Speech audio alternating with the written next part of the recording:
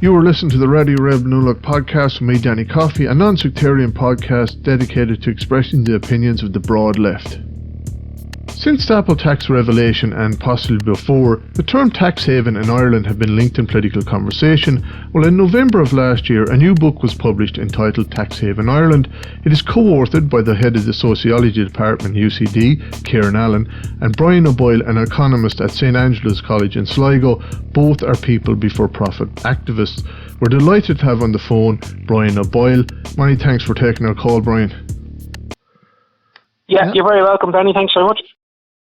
Now, you've been writing about Tax Haven Ireland since your last book you co-authored with Kieran Allen in 2013, Austerity Ireland. You wrote a chapter on it. What's changed, or what developments made you think, right, there's the book out of this, I'm going to write a book?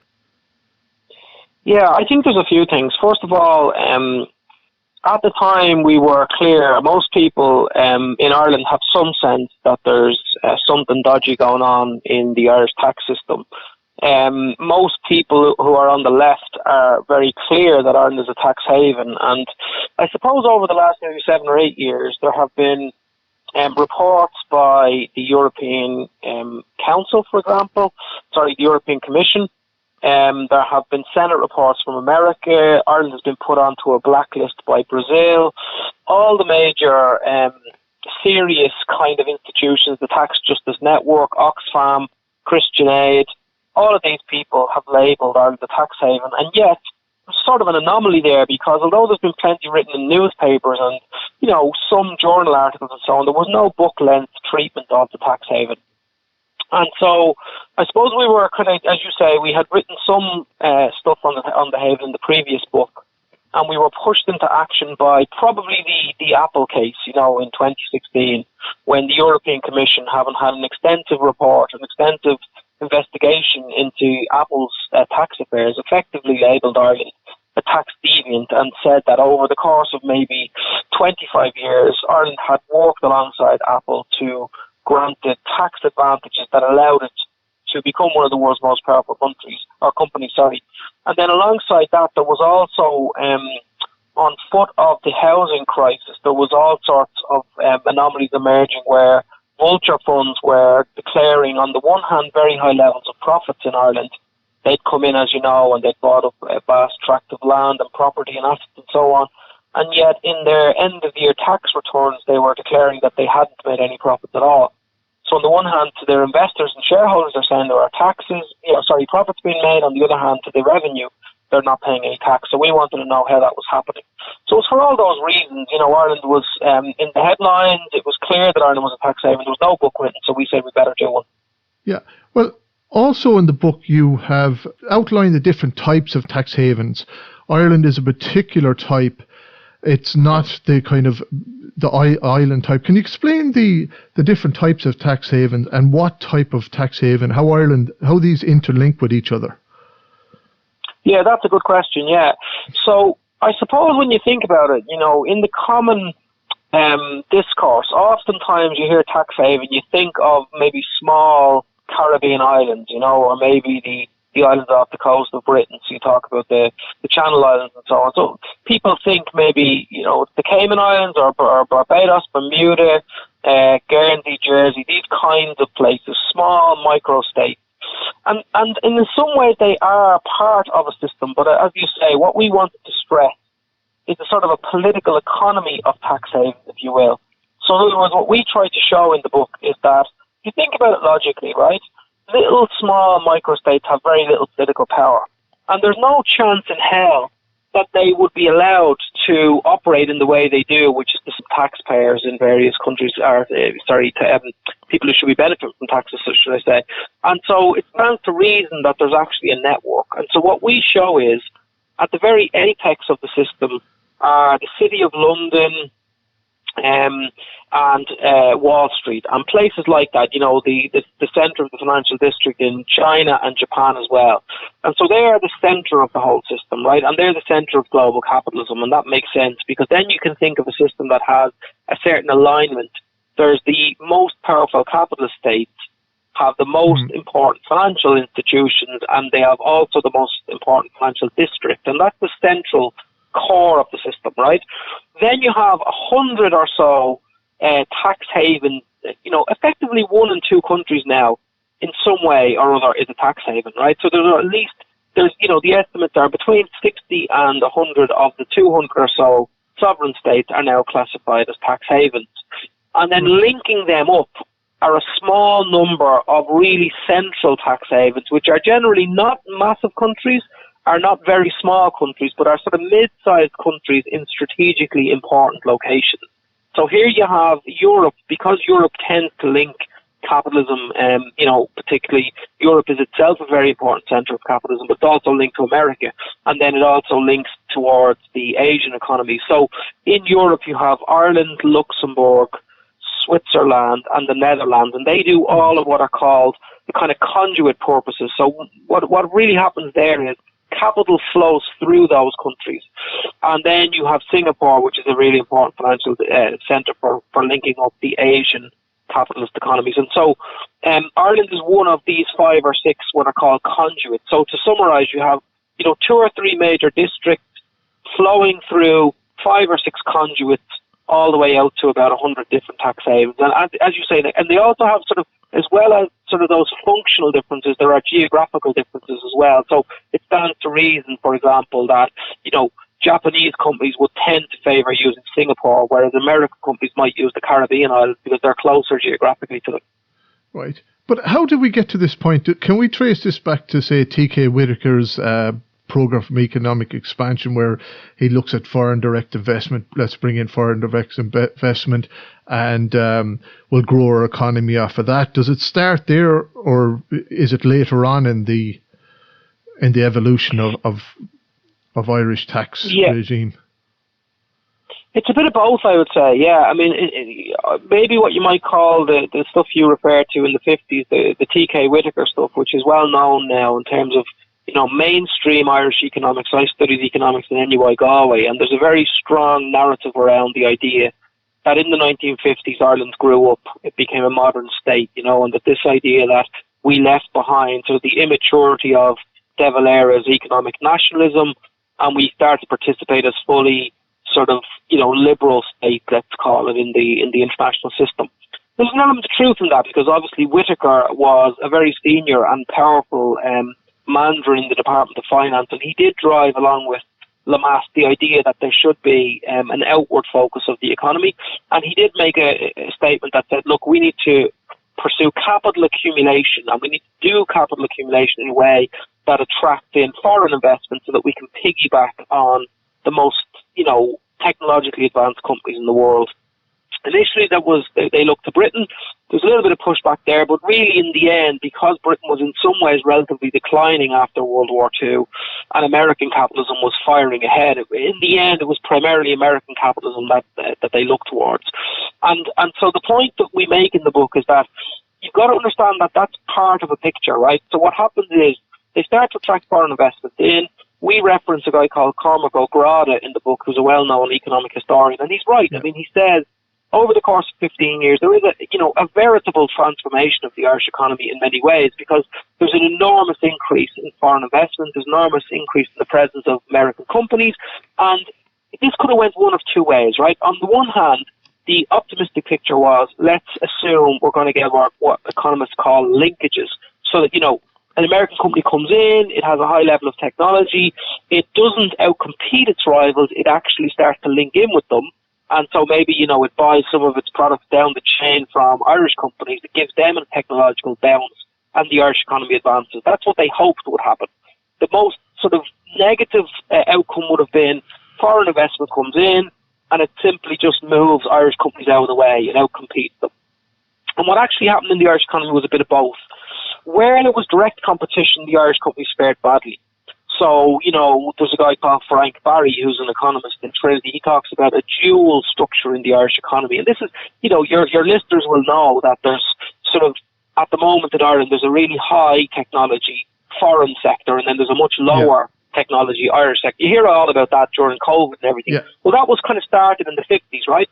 But actually, it's a bit more complex because the foreign direct investment companies actually did give a lift to certain types of Irish companies. That those companies were in the areas that could service the foreign companies without competing with them. So, for example, your accountancy, law, financial services companies, they all did well out of it, right? Particularly when the International Financial Services Centre was established. But even back in the 50s, what's his name? He was wily enough, and as you probably know, he began his life as an accountant, corporate, they did corporate accountancy.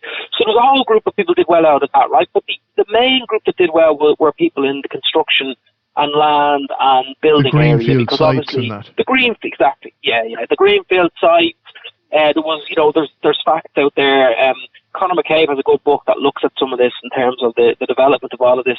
But the point is that it creates a certain political culture that we want to emphasise as well as the economics. And the political culture is one of increasingly doffing your cap to international capital, sending signals that you're open for business, sending signals that you'll use your tax system in order to support foreign companies, whatever way they need support, right?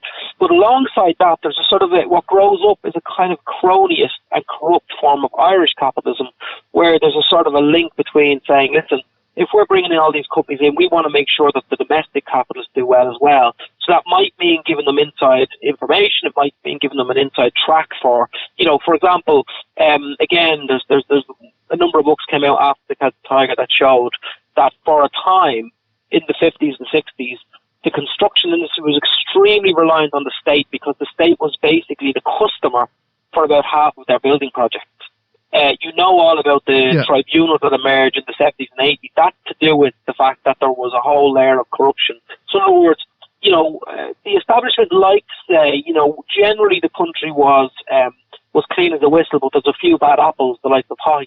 But obviously anyone who has any sense would say, well, how did Haughey amass such vast power and wealth? Well, he had to do it in connection with hundreds of other people from the establishment, and so the whole system was corrupted. And our argument is that was the sort of initial condition, and I don't want to talk for too long, but that was the initial condition, and maybe you'll ask me another question, but that then feeds into what happens in the 1980s, which I can maybe explain in a second if you like. So in other words, there's the two parts, and that's the first part. Yeah, in the 1980s, you have the foundation of the Irish financial services sector, and that kind of exacerbates, that's where it all kind of stems from. Yes, exactly. If you were to do a shorter hand version of where the Irish tax haven came from, it came from the 1980s, really. And the argument, again, that we tried to make in the book is that Ireland, being very close to Britain, is often very strongly influenced by what happens. We know that from Brexit, for example. And what happened in the 1980s in Britain was that British capitalism had been declining. Thatcher is one symptom of that because she is brought in basically to sort of reorganise British capitalism. Right now, it takes her a few years, but then there's a very symbolic fight between the strongest trade union, which is the coal, the miners, and then the British state. And people know this story. Britain had found North Sea oil. It had actually, the Conservative government had a number of defeats by the miners in previous decades, but at this point they felt they could take them on, and they beat the miners, and then they subsequently beat the working class in many ways for a few years in terms of driving down wages and conditions. Now, one of the sort of pivots that the British capitalist ruling class make then is to say, let's really focus on trying to build up the City of London. The City of London was always very powerful because it was the centre of the British Empire, and so they deregulated the City of London. And it was in the deregulation of the City of London that there was a number of Irish bankers and financiers spotted the opportunity to say, look, what we could do, we could link Ireland in. We already have very good links with American capitalism. Couldn't we become a sort of a junior partner for these big sort of English companies and the big American companies in the City of London? And so that's hatched, and Dermot Desmond is sort of influential in that process, as is Charles Haughey. And so it goes into the 1987 election manifesto for Fianna Fáil, and within a year of the British Big Bang, as it's called, the City of London deregulation, the International Financial Services Centre is set up, and very quickly it's quite successful. They attracted in a whole series of companies quite quickly. Within the first year, they had attracted big American companies and so on in there to try and they've given them basically fairly standard tax deductions and so on. Like you could get 10% on your exports and so on. This kind of stuff happened, and that was that was another important condition. And the third one probably was the European single market, because once the single market was formed, you had hundreds of millions of customers now, and so as you probably know, the Celtic Tiger is kind of talked up as this, moment where all the stars aligned. But one of the reasons why the Celtic Tiger actually happened was because American capital, was more convinced than ever it needed to be in Europe. It had existing relationships with Ireland. This nonsense about the English language and all, I shouldn't say nonsense, but it's certainly not the primary reason. The primary reason is because, American capital wants a base in the European Union. And Ireland is willing to give it that base and to give it enormous advantages in terms of regulation, in terms of corporate governance, and in terms of tax. And so all that together creates the kind of, you might call it the path that they start to walk down, which over time then becomes the tax haven, if you see what I mean. So it's kind of like what they call path dependency. Once you head down that path, more and more companies come in, and as they come in, they also look for the advantages that are there, and that makes the Irish tax haven even more important. It just expands out of it. Exactly, yeah, it expands and deepens. And, as you know, if you go back and trace when the Apple deal was done, that was done in 1990, 1991, for example, a couple of years after this. So these all kind of embed the kind of culture there. And, as capitalism becomes even more neoliberal, more free market, more financialized, Ireland increases its role in an increasingly sort of systematic way in terms of the global tax haven system, to the point where by 2015 it was estimated that in that single year Ireland had been responsible for more tax avoidance, they use the term avoidance of course, than the whole of the Caribbean islands, that we were one of the most important tax havens in the world. And on every single list now, when you get the top 10 countries in the world for tax avoidance, evasion, all that kind of stuff, Ireland's always on those lists. And that's an amazing statistic when you think Ireland, even when you leave in the kind of distortions of the tax haven, Ireland is only about the 50th biggest economy in the world, and yet it's always in the top 10 for tax havens. I think it's 0.1% of the population of the world as well. But which leads me on, when you were talking there, you've a bit in the book on shadow banking. In the last while, Joe O'Brien from the Irish Times has written on it, and your book. But that's a staggering figure. It's like 10 times the size of our own economy, trillions in the shadow banking sector.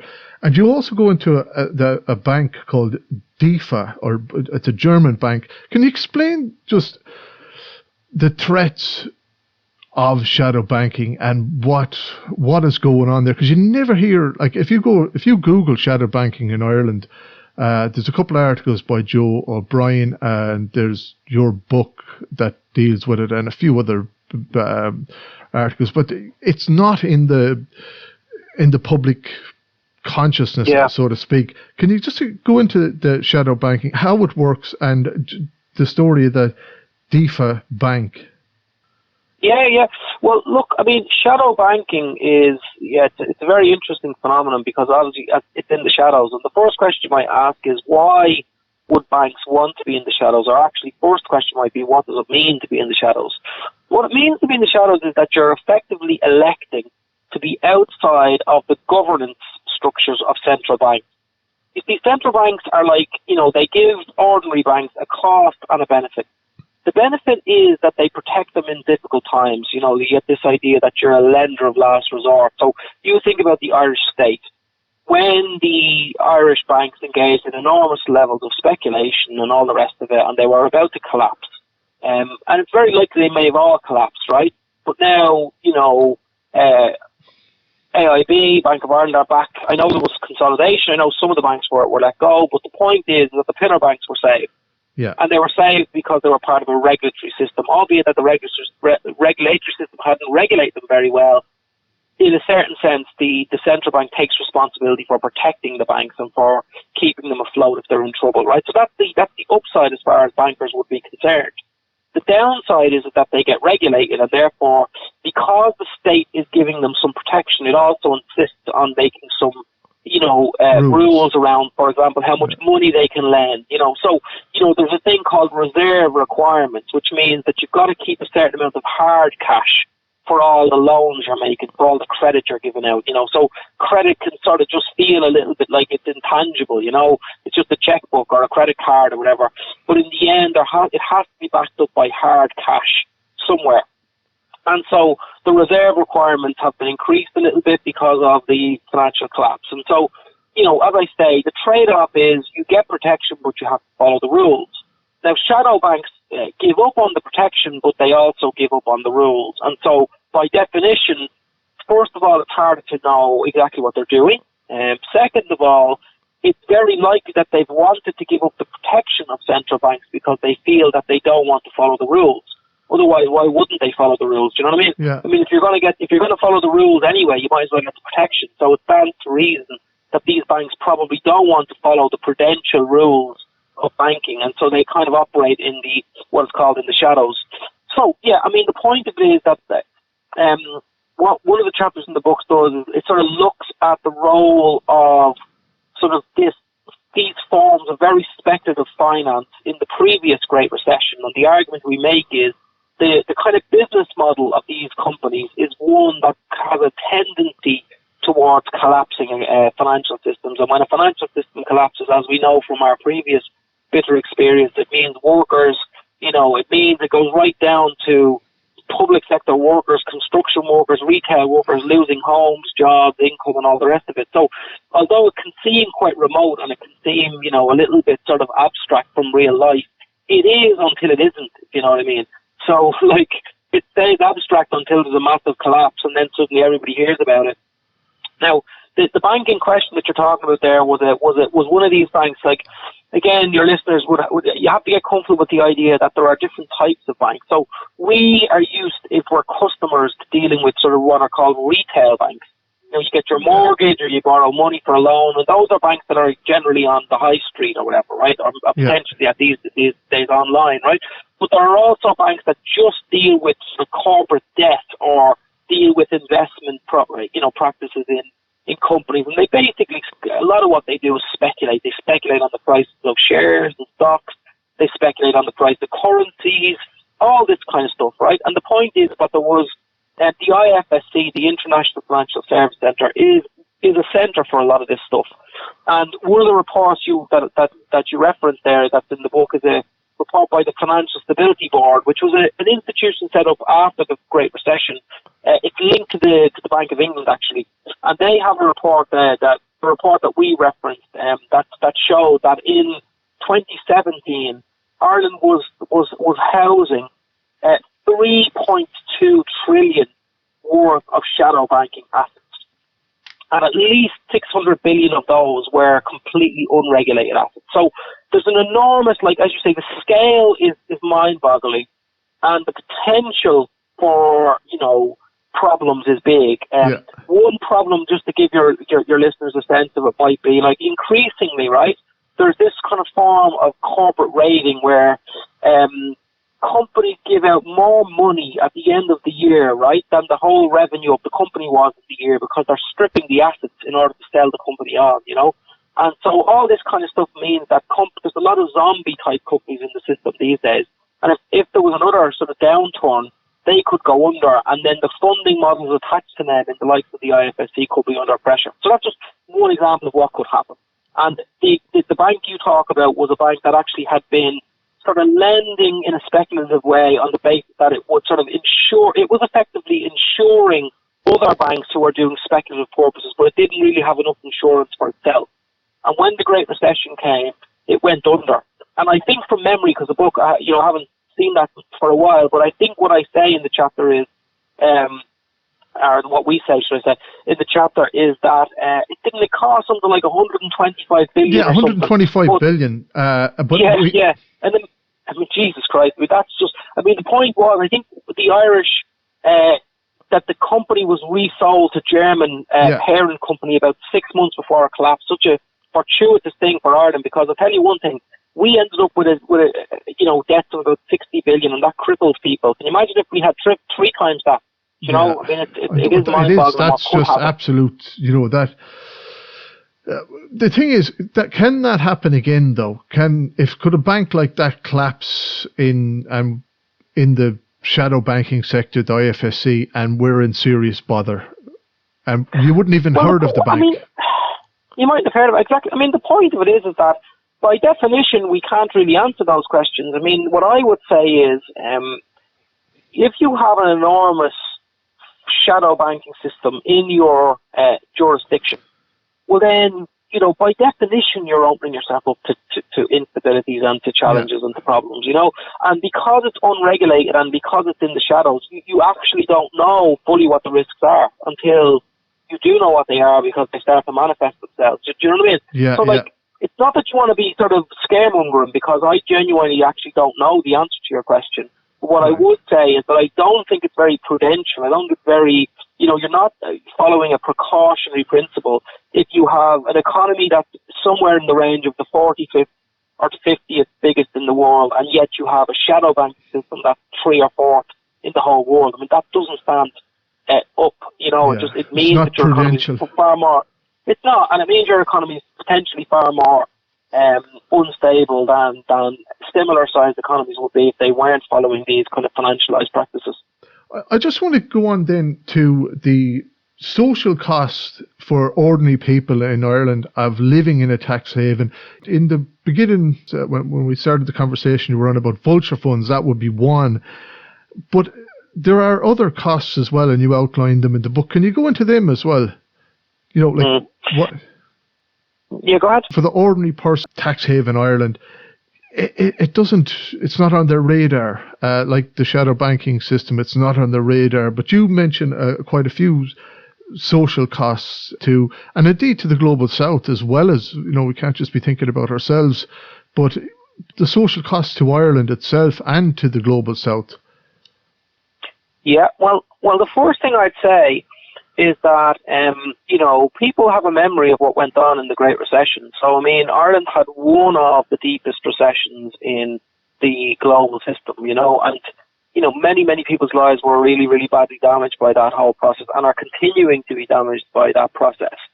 Now, it wouldn't be correct to say that the tax haven was the centre of that, but it would be correct to say, right, that one reason why Ireland had such a big construction sector was because, as I said, the historical development of Irish capitalism was such that over the course of 3 or 4 decades, many, many Irish people who were looking to make money recognised that the easiest, most sort of reliable way to make profits was to get yourself involved in construction, right? So that's one thing. I mean, if you looked at a country like, for example, Denmark or Finland, and I'm not saying they're perfect, but what I would say is that they have a far more sophisticated development around their industrial policy.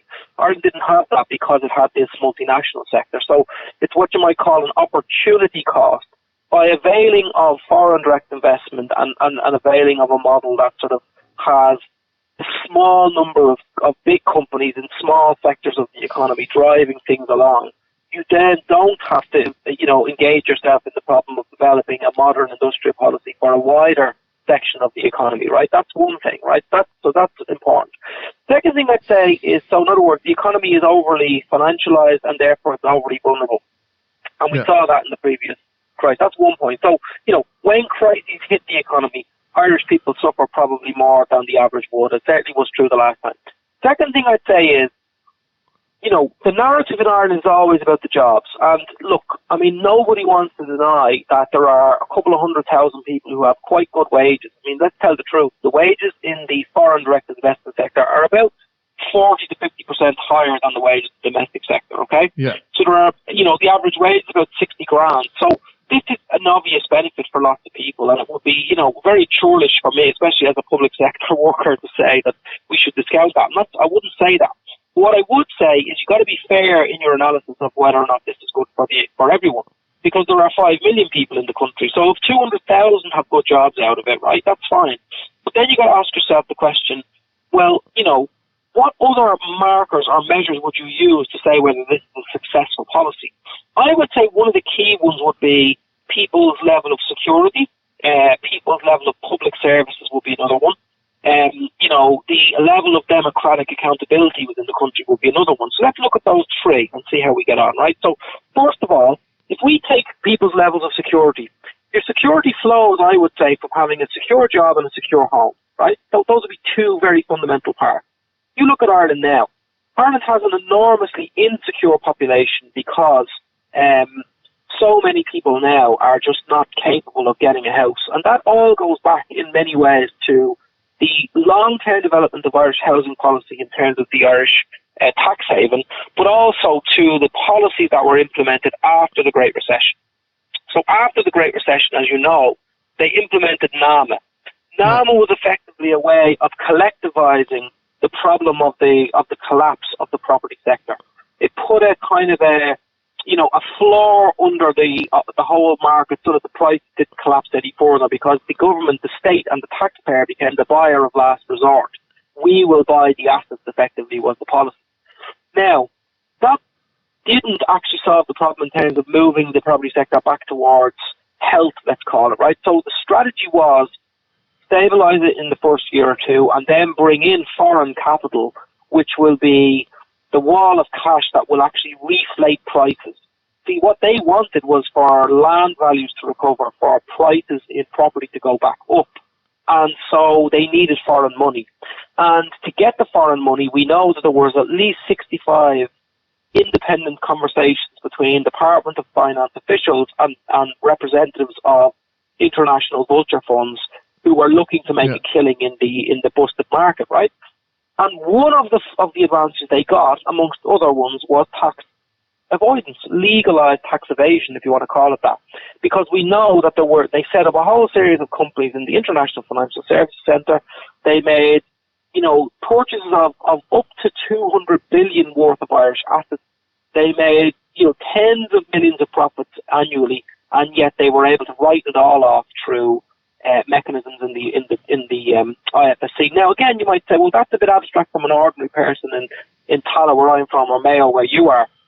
But because they have monopolised all the land right back from 2011, 12, 13, 14, we're now in a situation where, number one, they don't want to build beyond their profitability margins. So for them, it's actually profitable to always make sure supply is lagging behind demand. That way, prices are always going to stay high, profits are always going to stay up. And you see, the government then facilitates this by building very little on its own public land.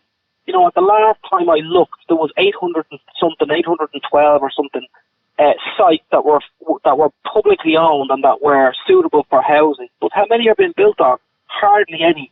Because you see, if the government was to have a mass, large-scale building project, it would increase the stock, it would reduce rents, it would reduce prices, but it would also reduce their profits. And so, we are caught in this housing crisis because of the tax haven.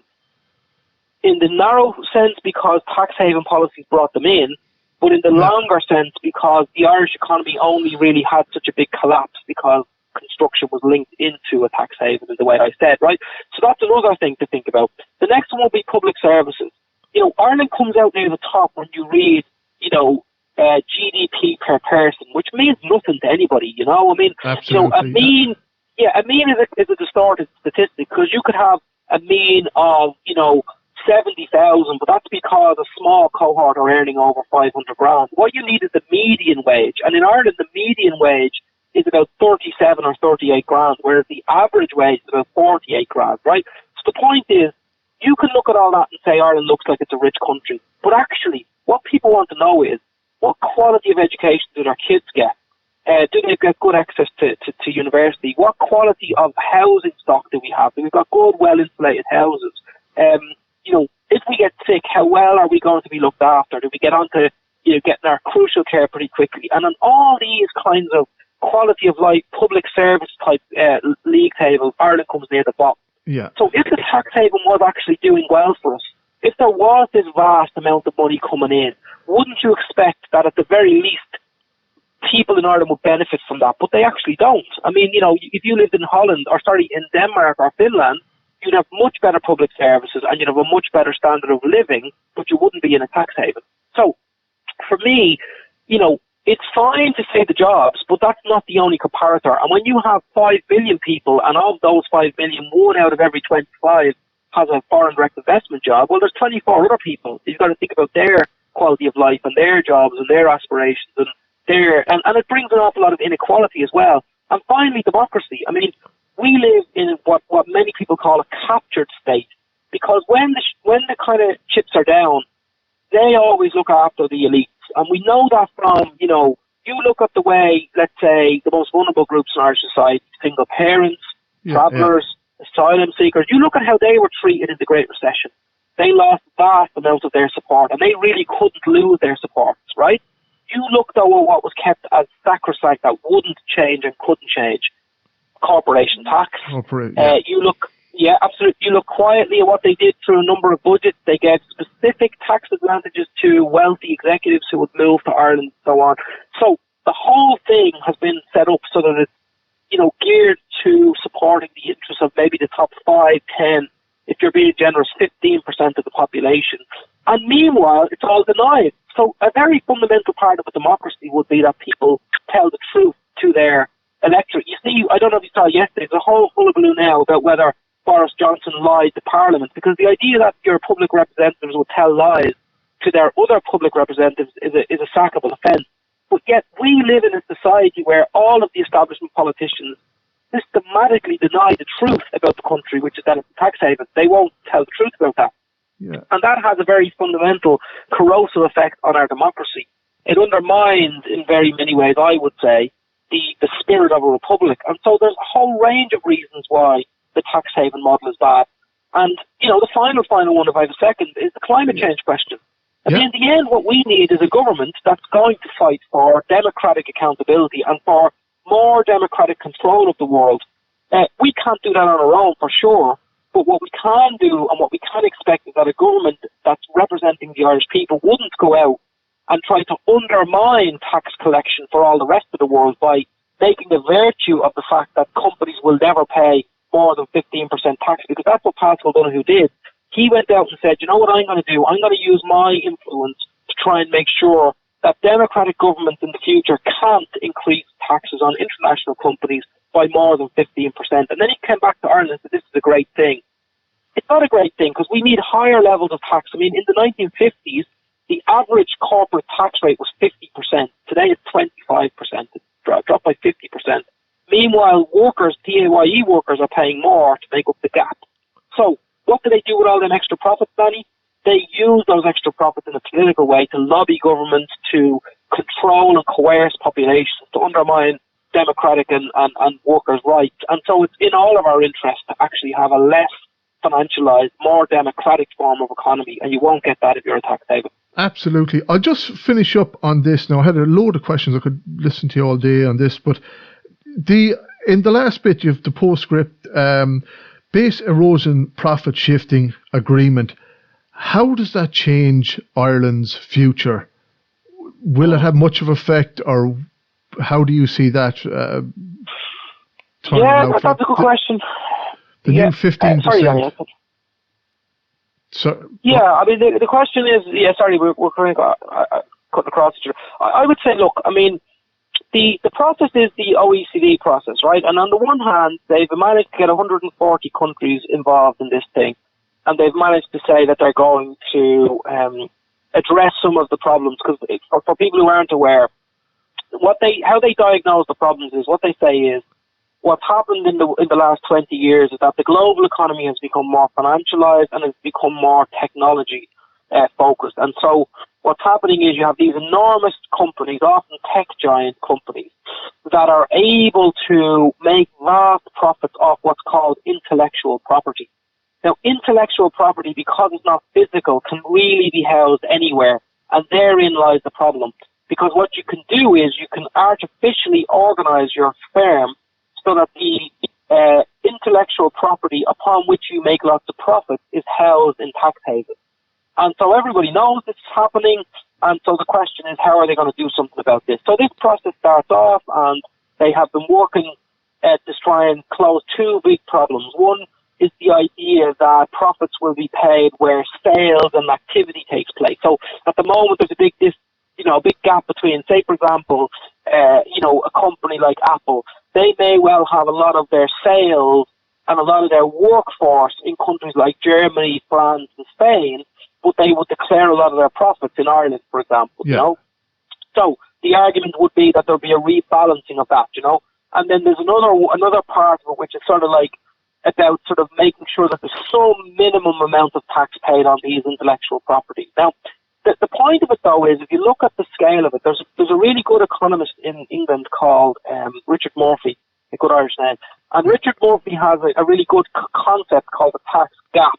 And what he realised was a good way to sort of try and get your head around what is in the end, it's very hard, as you know, Danny, to actually put a label or to measure something that's actually being actively avoided. I mean, you ask people, how big is the black market? Well, by definition, no one wants you to know, so it's hard to measure. So one way to measure it, though, is to ask yourself, right, well, where are companies most likely to tell the truth? They're most likely to tell the truth to their own shareholders because they want investment into the company. So what he reckons is, and I think it's a very good idea, if you look at the company's official pronouncements to its own shareholders about the revenues and the profit rates and the profit after tax and so on, and then you measure that against what they pay in tax, you get a tax gap usually. In other words, what they've told their shareholders is we're making 100 billion, we've 100 billion in profits, but what they're telling the government is we're paying profit tax on 85 billion. So the tax gap there would be 15 billion. Do you get me? That's the kind of idea that he's come up with. Yeah. And it's a good idea. And so what he argues is, if you use that, and I remember I've seen him apply it to France, to America, and to England, and on each occasion, he'd come up with roughly about 15 or 16% of a tax gap. Now, he extrapolates from that to say that if you think about that, the global economy at the moment is worth about 90 trillion. So if you take 10% of that, maybe, you're at about 9 trillion. He said that's probably overestimated. So the figure he comes out with anyway is about 5 trillion of avoidance every year. So in other words, money that should be paid into the various states for tax isn't being paid at the rate of about 5 trillion. That's it. That's roughly where he thinks it is, something like that. You could even the range, maybe 3.5 to 5 trillion, I think, is the range, right? Now, if you go back to the OECD for a minute, they're saying that if they're successful, and it's a big if, that they will manage to be able to sort out about 250 billion a year. So in the scale, what you're talking about is, imagine the avoidance was about 40 to 50 quid a year. They may be able to find about €2.50 out of it. Right. So the first point to make is the scale's not great. It's quite low. It's not, and that's all reliant on it all happening in the first place. Yeah. And the second thing I'd say is that it's not a done deal yet because, as you know, Joe Biden, for his own reasons, I think in the end it will probably mean American companies do okay because they're probably, if you think about what I said, where does a lot of economic activity happen? Well, a fair bit of it does actually happen in America, so they'll probably be okay. The bigger companies, the bigger countries will probably be okay out of this process, and they'll probably get some extra revenues. But the problem is that the Republicans in America who are, genetically, opposed to any forms of tax on corporations, they're opposing all of this, and so it's not clear yet even if the whole thing will be signed off on. So to answer your point, will it affect Ireland? Look, I would say Ireland, the people who run the Irish tax haven are in constant contact with the American Chamber of Commerce, for example, and they're thinking strategically about what to do. So initially they said, we won't sign. Then lately they said, we better sign. Partly for reputational reasons, partly because they don't want a unilateral move by the European Commission, which will put them under even more pressure. So it might have some impact. I mean, Pascal Donoghue argues that we'll lose about 2 billion a year in tax. And in a certain funny way, that in a way, maybe all your listeners need to know, because if Ireland isn't a tax haven, why will we lose 2 billion quid from our tax revenue by tax avoidance closures? In other words, if the international community is closing tax loopholes and we lose money, it's hard to say we're not tax havens. Do you know what I mean?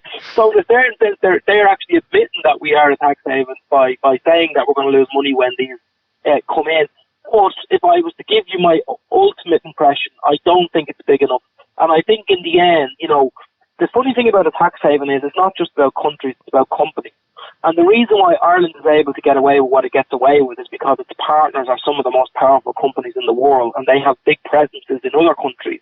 And so whilst the German government might be unhappy, American companies that are headquartered in Germany are not unhappy, and they put a lot of pressure on the German government. And I would say, no doubt, that there's plenty of German companies that do very well out of tax havens as well. So you've got to remember that as long as the biggest companies in the world are still doing well out of this process, it's unlikely that there's going to be a genuine closing down of the whole system. And until that happens, Ireland will, I think, continue to be one of the key countries in the international tax haven system.